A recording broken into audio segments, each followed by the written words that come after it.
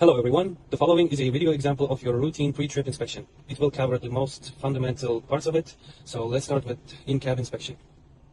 First of all, you want to make sure your ELD device is properly mounted and secured in a visible position to you. Next, you want to check your gauges.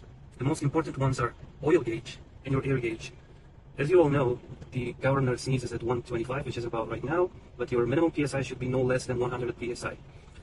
The oil gauge should be about the zero. So right now, why is it the usual operational PSI on the oil gauge is around 50 to 60 PSI, but right now, since I'm idling and my oil temperature is relatively high, it's pumping a little less. So yeah, just make sure it's working.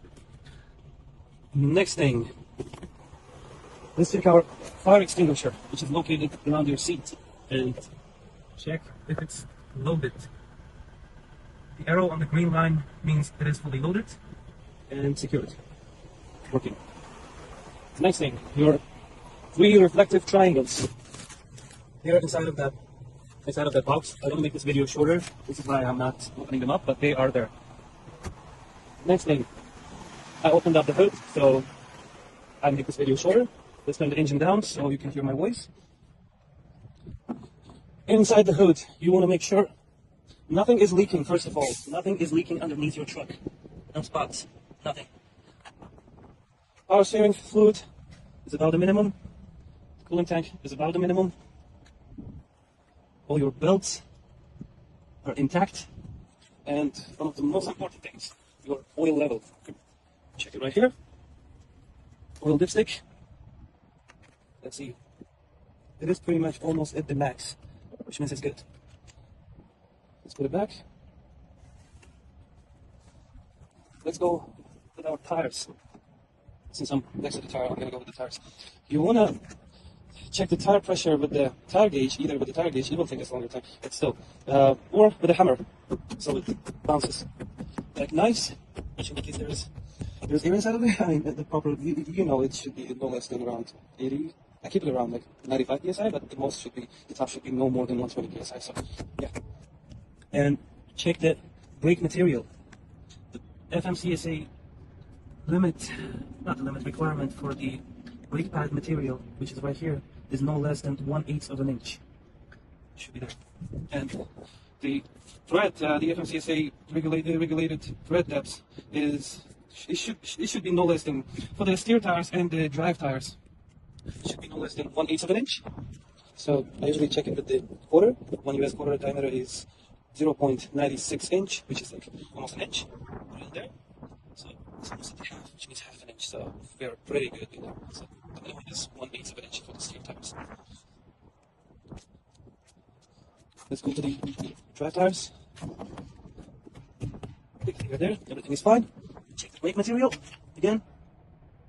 Right there. Yeah, it's obviously more than 1/8 of an inch. And brakes are intact. Everything is fine. We do the same for the trailer tires. I'm going to show one tire at a time, so I'll make this video shorter. So yeah, we're going to check all the tires. That pressure is good. The brake material is good. Right there, you see it? And let's see our lights. Very important. Now if you have Cascadia, certain types of Cascadias, you have this brake test button there. Not the brake test, the light test, I'm sorry. Light test button, but most of the trucks don't, so we're going to do it in the old school grandpa manual way. So we're going to turn our lights on nice and shiny, and turn our 4-way flashers. Check everything's working. Turning lights are working, the low beams are working. The clearance lights and clearance lights, the bobtail, they're working too. Let me check the high beam. Oh, the high beam is not going to work when the truck is not on, so yeah. Let's check the other lights. And for the brake lines, I usually apply some pressure here at the brakes, and really put my tool tree back so to apply some pressure, but otherwise it won't really work. So yeah. Let's see. Yeah. trailer turning lights, the clearance is working. My brake lights are working at the bobtail. Let's see the trailer tag lights, the clearance light. The ABS light is not on, which means your brakes are fine.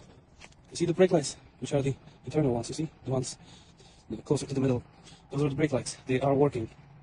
And the flashers, if the flashers are working, it means the turning lights can work too. So yeah, the clearance lights, everything. And the turning lights. On the other side, everything is working properly, which is the goal. That pretty much concludes our routine pre-trip inspection. Thank you for your attention and your time. Be safe on the road.